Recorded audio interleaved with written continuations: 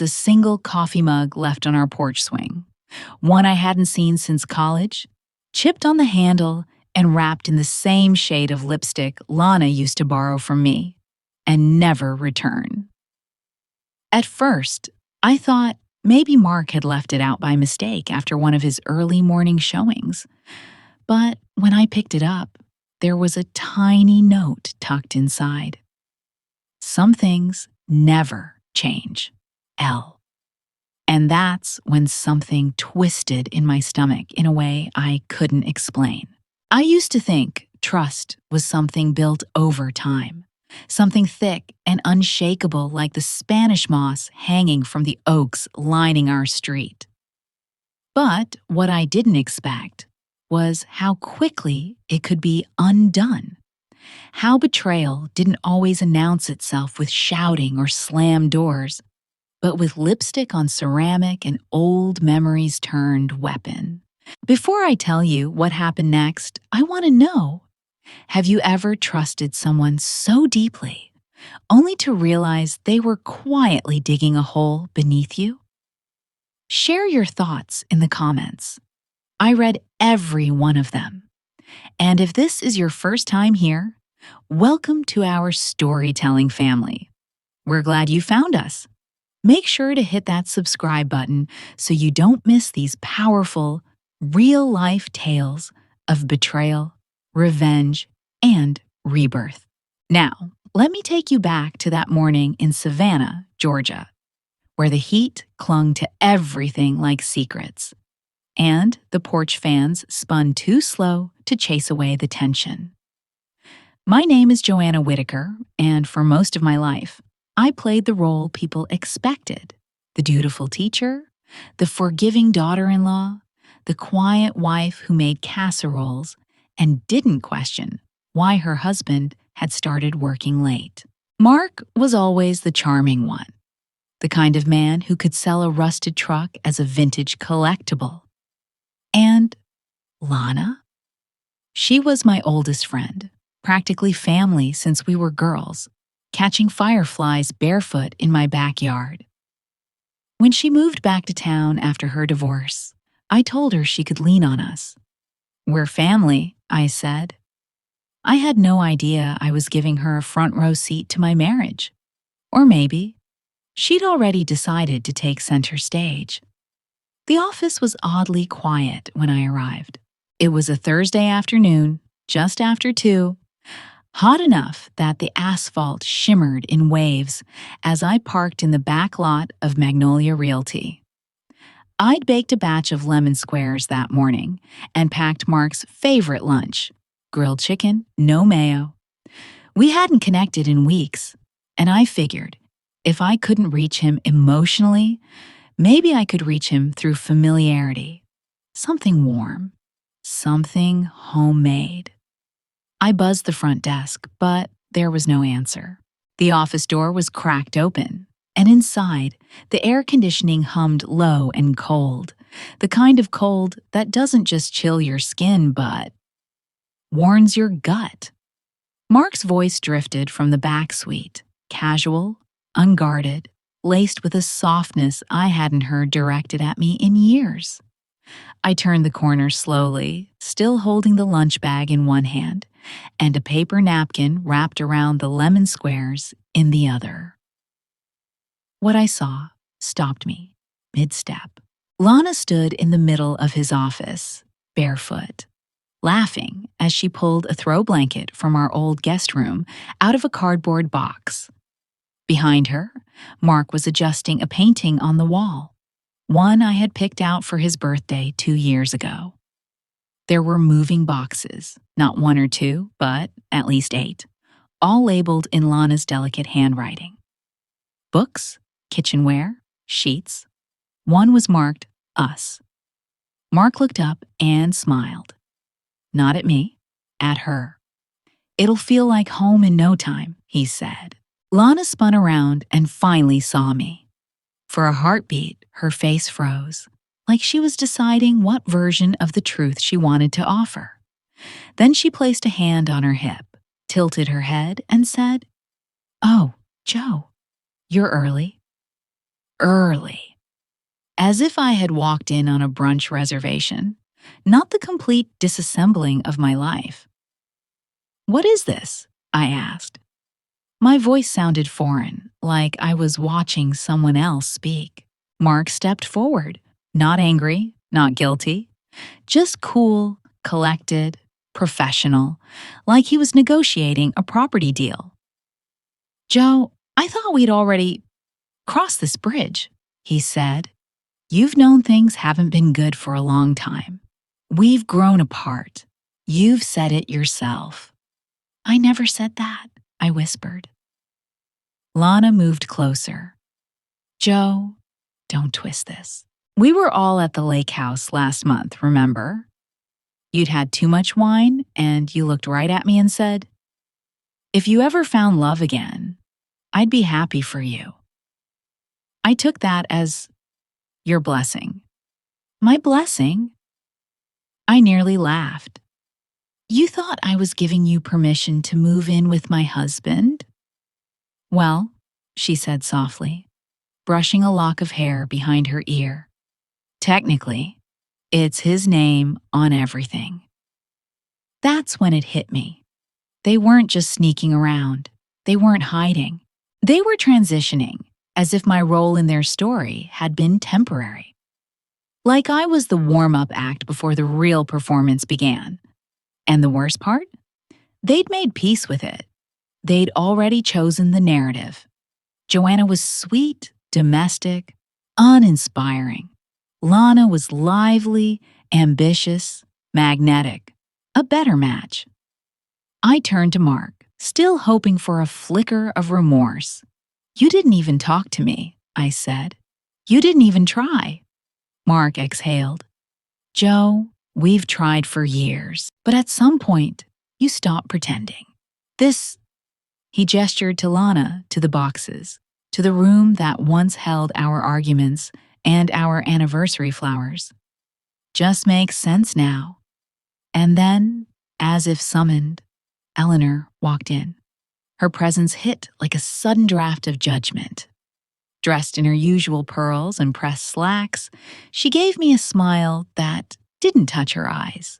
"Well," she said, scanning the scene like a hostess before a charity gala, "this was bound to be awkward, but I do hope we can all move forward with grace, for everyone's sake." There was that phrase again, for everyone's sake. Not for mine. Not once had anyone asked if I was okay. Eleanor placed a manicured hand on Lana's shoulder. "Mark's future has always required a certain polish. And while you've been a loyal wife, Joanna, we all know your life is here, in the classroom, the garden, the small things. Mark needs someone who can elevate, not anchor." My lemon squares were melting in the paper bag. I felt myself blinking too fast, too often. I couldn't cry. Not here.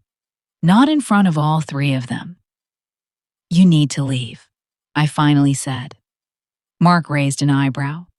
"Joe, this is my office." "No," I said, backing away, gripping the napkin in my hand so tightly the corner ripped. "This is where everything ended."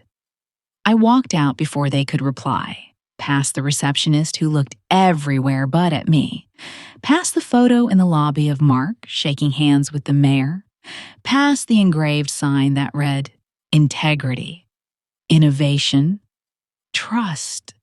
It took everything in me not to scream. I drove aimlessly, not ready to go home, not to the kitchen where our wedding china sat untouched, or to the living room with the framed photo of Lana and me in high school, arms around each other like sisters. I parked near the marsh where the herons waded and the air smelled of salt and moss, and I sat in my car, staring at my reflection in the rearview mirror. My face looked older than I remembered, tired, but my eyes, those still burned. I didn't know it then, but that was the moment something inside me started to shift. I wasn't done. I wasn't broken, not yet. The marsh never gave answers, but it gave space. I stayed in that parking lot until the sun dipped low, bleeding into the water like bruised citrus. When I finally turned the ignition, I wasn't thinking about vengeance. I wasn't thinking at all. I just knew I couldn't go home. Home had become a theater set for someone else's play. I drove instead to the only place that had ever made me feel seen. Not as a wife, or a good fit, or a social accessory, but as a person. Professor Adeline May's cottage on Whitaker Lane. She taught Southern literature when I was at the university, wrote in blue ink, smelled like cinnamon and inked pages, and once told me I had fire, tucked too deep for comfort. She always knew I was holding something back. Her front porch light was already on when I arrived, flickering through hanging wind chimes. She didn't ask questions when I appeared at her door. She just looked at my face, nodded, and said, "Guest room's made, but first, tea." We sat in silence for an hour, listening to the fan tick overhead. And when I finally told her about the boxes, the lie about my blessing, the smirk on Eleanor's face, she didn't gasp. She didn't pity me. She leaned back, stirred her cup, and said, "So, they underestimated you. That's usually the last mistake people make." The next morning, I woke up in a borrowed nightshirt, staring at a bookshelf lined with Faulkner and Flannery O'Connor. And I did something I hadn't done in years. I journaled.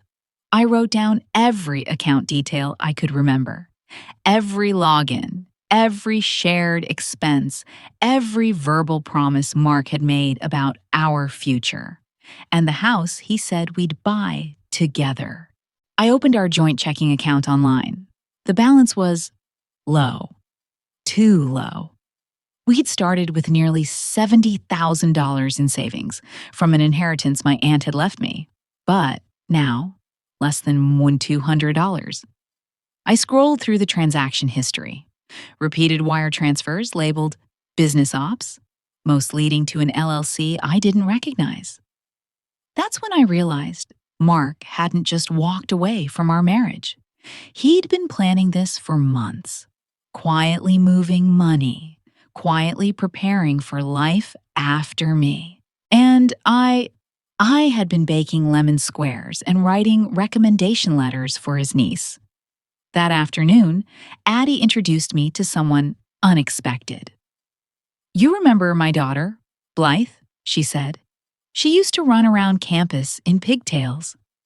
Blythe Mays was now 30, sharp-eyed, and a newly licensed attorney who specialized in marital asset disputes and estate law. "I've read about this kind of setup," Blythe told me over a kitchen table covered in spreadsheets and photocopied bank records. "It's common in power couples. One partner hides assets early, so that when the divorce hits, there's nothing left to split. But doing that when one spouse isn't even aware, that's not just sleazy. It's possibly criminal, depending on whose funds were moved." I blinked. "But everything's in his name, even the business." I let him handle it all, because he said taxes would be easier that way. Blythe looked up. "Did you contribute to that account? Through inheritance or salary?" I nodded slowly. "Then it's marital property, and you've got more leverage than you think." For the next 2 weeks, we met quietly, late at night after she got off work, going through every document I could dig up from my inbox, my phone, old file boxes I'd kept out of habit, every Venmo memo, every signed check. I was building a case, not just legal, but emotional. A case for who I had been and who they had chosen to erase. Meanwhile, Lana and Mark didn't stay quiet. Mark filed for divorce first, requesting an amicable division of assets, citing irreconcilable worldviews. Lana updated her Facebook banner to a sunset photo tagged New Beginnings. Her bio now read, "Building dreams with the love of my life." I scrolled until I found an old comment, one she'd written on my anniversary post 3 years back. "You and Mark are goals." I took a screenshot. It felt like archaeology. But perhaps the worst was the envelope I received a week later. Courier delivered, thick with entitlement. It was a letter from Eleanor's attorney, polite but firm, suggesting that I cease communication with Mark or Lana outside of legal channels and refrain from spreading false narratives in the community. Attached was a one-page settlement offer, $25,000, and a reminder that all real property and business assets are solely titled to Mark Whitaker. It wasn't just an insult. It was a dare. I held the paper in my hands and thought about every dinner Eleanor had picked apart my posture. Every time she'd said, "Joanna, you'd look so much softer with bangs," or "Real ladies don't make scenes." They had expected me to fold, to pack up my books and casseroles and leave quietly with a polite smile and a closed door behind me. But I wasn't smiling, and I wasn't leaving. That night, I stood on Addie's back porch with a hot mug of tea and my journal clutched tight against my chest. In the distance, I could hear cicadas rising into a steady roar. It didn't feel like vengeance, not yet, but it felt like ignition. I had been underestimated my whole life, and now, for the first time, I was going to use it. The first blow landed 2 days after Blythe sent a formal request for asset disclosures to Mark's attorney. I was at the market, picking up fresh thyme for Addie's roast chicken, when I noticed 2 women whispering near the bread aisle, heads tilted, eyes flicking toward me with practiced subtlety. I smiled politely, then turned the corner, and there, on the community bulletin board by the cafe, was a flyer. Tenant alert. Emotionally unstable. Woman seen vandalizing property. Authorities notified. It didn't have my name, but it had my photo, a cropped image from a charity fundraiser last fall, the same blue dress I'd worn when Mark won Broker of the Year. The caption didn't say much, but the implication was clear. And worse? My former principal had called that morning to say concerns had been raised about my emotional fitness for teaching. I didn't cry. I drove home with the time in the passenger seat and my fists clenched on the wheel. When I showed Blythe the flyer, she leaned back and exhaled. "They're scared," she said. "This is what fear looks like from people who don't know how to lose quietly." Later that night, Addie pulled me aside with her glasses halfway down her nose. "Child, this is going to get worse before it gets better. People like Eleanor, they operate in whispers. They know reputations don't break with fists. They break with doubt." She was right. By the following week, I'd received 2 more anonymous mailers. One slid under Addie's door with the words, "Poor Mark. What he endured," scrawled in looping script. Another sent to my school board, referencing emotional volatility and claiming I'd once threatened self-harm in front of students. It was a lie, a filthy, heartless lie. But in the South, even a lie politely worded is enough to poison a well. And it wasn't just social sabotage. Blythe was hitting wall after wall with financial records. "They've transferred everything to a holding LLC," she said, tapping her laptop in frustration. Even the brokerage is now technically owned by a consulting entity registered under a shell name. This was structured months ago. He's not clever, he's methodical. I didn't eat much that week, or sleep. I started to feel like a shadow in my own body, adrift in a place where truth and lies blurred until no one remembered the difference.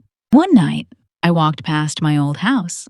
The porch light was on, and through the window, I saw Lana, barefoot again, wearing my robe, laughing with someone on speakerphone.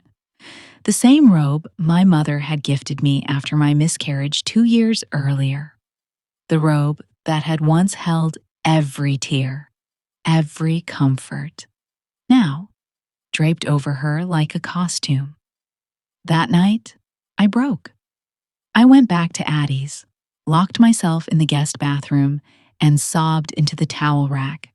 "What's the point?" I whispered into the sink. "If they get away with everything?" But even then, even in that moment, I felt something stubborn root itself in my chest.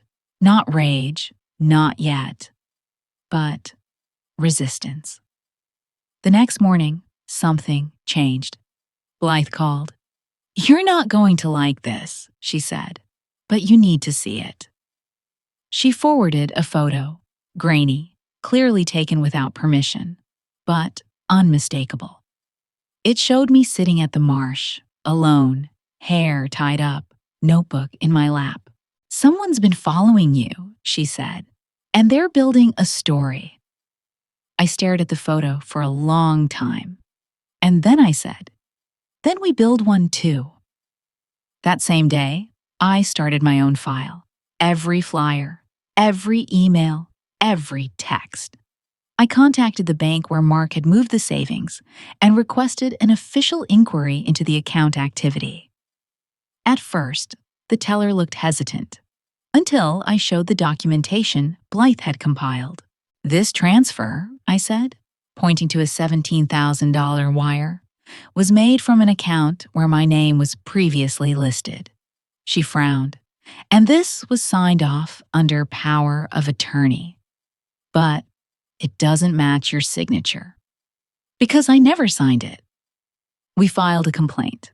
By the end of that week, the bank had frozen Mark's new account, pending investigation. And that's when they came knocking. Eleanor showed up unannounced at Addie's gate. Wearing gloves in summer and a look of brittle concern, she held a single envelope in her manicured hand. "I thought we could settle this civilly," she said. I didn't invite her in. She stood in the garden, wilting against the honeysuckle, as she offered a revised settlement, $40,000, and an NDA. "Non-disclosure," I said, holding the envelope like it might burn me. "You're afraid of what I'll say?" "I'm afraid," she said coolly, "of what you might imagine. You've been emotional, Joanna. This town values discretion." "This town values decency," I replied. "Or at least it used to." She left without another word, but her presence lingered like perfume on scorched silk. Pretty, poisonous. I stood in the garden long after she left. Fireflies blinked in the grass like warning lights. I wasn't naive anymore. I knew the storm hadn't passed. It had just changed shape. But now, I wasn't trying to escape it. I was preparing to meet it head on. The courtroom smelled faintly of dust and over-polished wood, the kind of scent that clung to memory long after verdicts were read. It was a preliminary hearing. Just motions, really. But it might as well have been a stage performance, with every actor in place and the audience perched for drama. Mark sat across from me, hair slicked back, his tie a little too perfect. Lana wasn't with him, but her absence was louder than if she'd screamed. Eleanor was there, though, seated behind him with the posture of a woman who believed good breeding made her untouchable. My hands didn't shake. Not this time. Blythe had spent 3 weeks building our motion for financial misconduct and defamation, complete with screenshots, timelines, and the report from the bank's internal audit. But what made their jaws clench, what made Eleanor finally shift in her seat, was the USB drive Blythe handed to the judge mid-hearing. "Your Honor," she said, "this contains audio recordings submitted for discovery. They're from a series of voicemails inadvertently saved to our client's cloud account." I already knew what was on them. I'd heard them the night Blythe found them. Snippets of conversation between Eleanor and Lana, recorded through Mark's office system, probably by accident. In one, Eleanor said, "She'll fold. Joanna always folds. That girl wouldn't fight back if you handed her the sword." In another, Lana laughed and said, "Well, let's get her out gently. No need to make her look too pitiful. I want this clean." The judge's brow furrowed. "We'll review these as part of the broader claims." But the courtroom wasn't waiting for the review. They had heard enough. Mark turned toward his lawyer and hissed something I couldn't hear. Eleanor's face had gone completely still, lips pressed in a tight, pale line. And when the judge denied their motion to dismiss and approved full financial discovery, including forensic examination of all joint accounts, Mark finally looked shaken. That same afternoon, the local paper ran a headline: "Prominent Realtor Faces Fraud Allegations in Marital Dispute." It wasn't front page, but it was enough. Enough for the whispers to reverse. Enough for those women in the market aisle to pause before saying anything more. Enough for Eleanor's tennis club to begin reviewing her honorary chair status, according to an anonymous tip I received 2 days later. I wasn't finished. A week later, we filed a defamation suit, separate from the divorce, citing reputational damage at my school and in the broader community. I attached the flyer, the anonymous mailers, the forged signature report, and the photo from the marsh. Every lie they had tried to bury me with was now evidence stacked on a legal filing. And then, because truth deserves a spotlight, I published a personal essay. Blythe had hesitated. "You sure about this?" she'd asked. "You're opening yourself up to more attention." "I'm done hiding," I said. The piece ran in the Southern Women's Review under the title, "What Happens When the Quiet Wife Refuses to Leave Quietly." I didn't name names. I didn't have to. People knew. Within a week, Lana's biggest client, a Charleston bridal brand, quietly ended their contract. The owner posted a vague but pointed message about aligning with ethical partners. Another followed suit. By the end of the month, Lana had set her Instagram to private. But the most unexpected blow came from within Mark's own world. It was a phone call from his brokerage firm.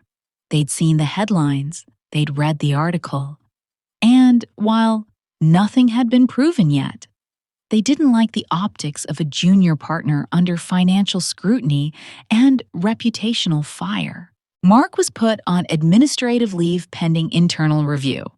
That was the phrase they used, but I knew what it meant. He called me that night. I let it go to voicemail. Then I listened. "Joe, this has gone far enough. You've made your point. You've won, okay? Just let's settle. Clean. No more press. No more lawsuits. We don't have to destroy each other." His voice cracked at the end like a window under pressure. The irony burned. They had built this.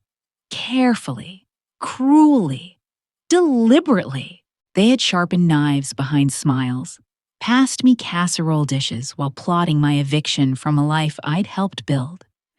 And now they wanted peace? I didn't reply. Instead, I told Blythe, I want the condo, the one they're living in. She blinked. You're serious? I nodded.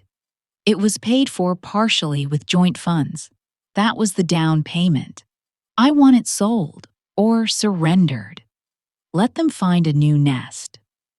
Blythe smiled slowly. Now you're thinking like someone they didn't plan for. A week later, during court negotiations, we made our demands clear.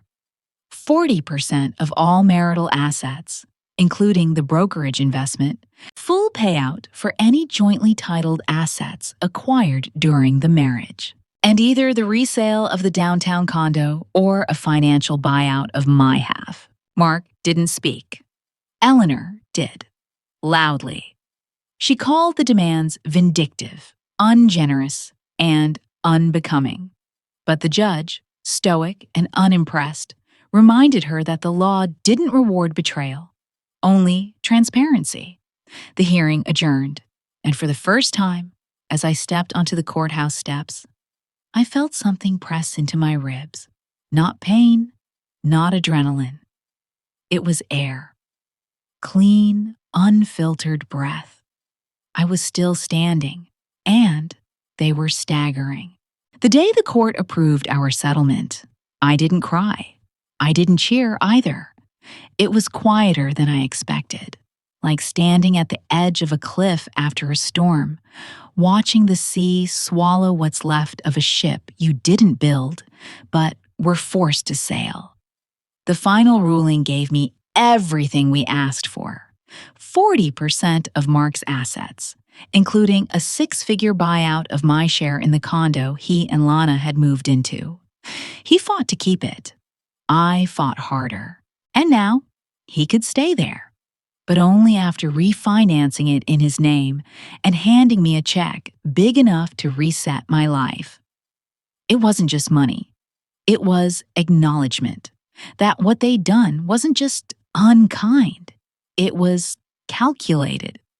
That I hadn't imagined the manipulation or the financial erasure. That I hadn't been weak. I'd been trusting. And they'd used that trust like currency.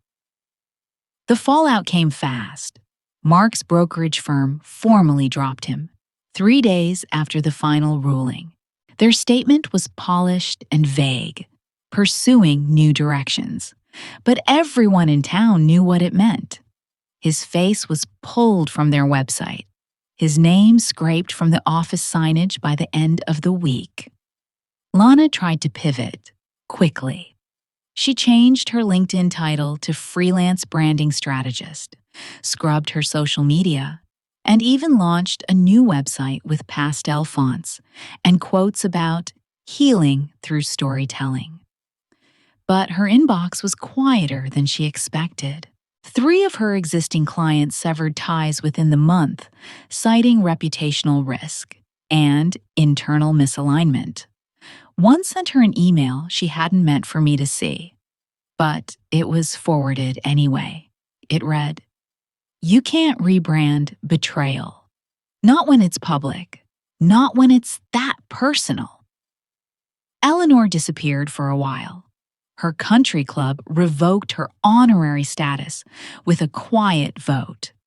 She resigned from the women's charity board she'd chaired for 15 years.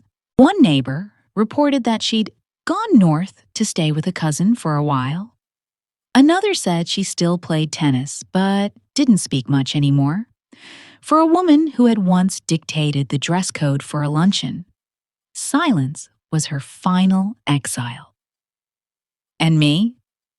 I used my share of the settlement to buy a small sunlit cottage just outside town. Something with exposed beams and floor-to-ceiling bookshelves.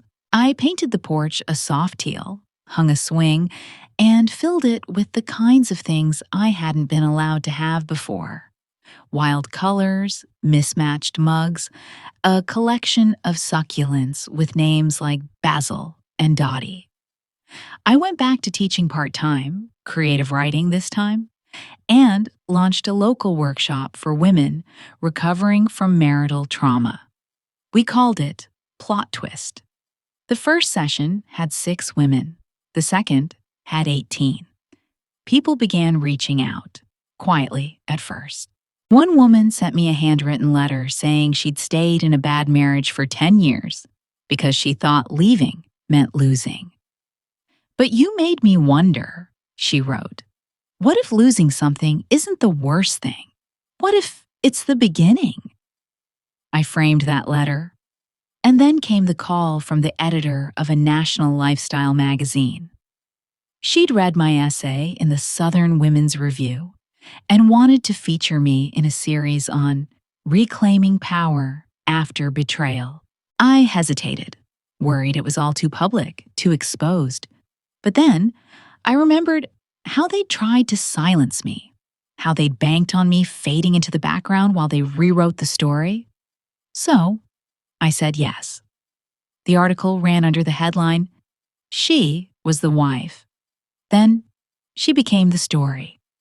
And just like that, the final door they tried to close on me swung wide open. Not everyone liked it. Lana sent me a message late one night, just one line. "You're enjoying this." I didn't reply, not because she was wrong, but because what she didn't understand was that this wasn't about revenge anymore. It was about visibility, about saying, I was here, I mattered, and I won't apologize for surviving. It's been 10 months since the settlement, and the strangest part of it all is how quiet peace feels. Not triumphant, not dramatic, just quiet. Like slipping into a room where the noise has stopped, and you can finally hear yourself think again. My new home sits on the edge of a sleepy street, shaded by crepe myrtles, with chipped brick walkways and wind chimes that sing when the breeze rolls in. Off the marsh, the days are slower now. The kind that let you notice things like how sunlight moves across your floor, or how silence feels different when it isn't filled with fear. I still keep the court order in a drawer, along with a small stack of screenshots, old emails, and one final letter I never sent. Not because I need the proof anymore, but because I need to remember what it took to become this version of myself. The version who doesn't shrink, who doesn't explain herself to people who don't deserve her. I don't hate them anymore. Not Mark, not Lana, not even Eleanor. Hate is a heavy thing to drag through life. And if there's one thing I've learned, it's that letting go isn't the same as forgiving. I haven't forgiven them. I probably never will. But I've moved on without asking their permission. A few weeks ago, I ran into Lana at the farmer's market. She was standing near the sunflowers, pretending not to notice me. She looked thinner than I remembered. Not physically, just less. Like someone who had used up too many mirrors and forgotten what her real reflection looked like. She didn't speak. I didn't stop. We didn't need to perform anything for each other. That chapter was already closed. My workshop, plot twist, has grown faster than I imagined. We now meet twice a month at the local library, in a sunny upstairs room that smells like old pages and hope. Women come in with eyes that flicker, voices that tremble, and stories they've never dared to say out loud. And when they speak, I don't try to fix them. I just listen. Sometimes that's all we ever needed. I'm dating again, slowly, deliberately, without apology. His name is Cal. He's a retired wildlife photographer who now paints coastal landscapes and makes terrible coffee. He's the kind of man who reads quietly beside me for hours and never asks me to be less. He knows the story, all of it. And when I asked him if it scared him off, he just smiled and said, "Sounds like you came out of it stronger than most people ever get to be." I think that's true. I've learned that surviving isn't just about breathing through the storm. It's about stepping outside afterward and choosing to build something better in its wake. About refusing to become the bitterness that tried to break you. Sometimes I still replay that moment, walking into Mark's office, holding a bag of lemon squares, expecting a smile, and getting an ending instead. That was the moment my old life cracked. But it was also the moment I stopped being someone else's quiet background character. That version of me, the one who didn't ask questions, who made herself small to keep the peace, she's gone now, not erased, just evolved. I get messages sometimes from strangers who read the article or attended the workshop. They start with, "I don't know where to begin," or "Your story felt like mine." And I tell them the truth. You don't need to begin perfectly. You don't need to know how it ends. You just need to stop letting someone else write your story for you.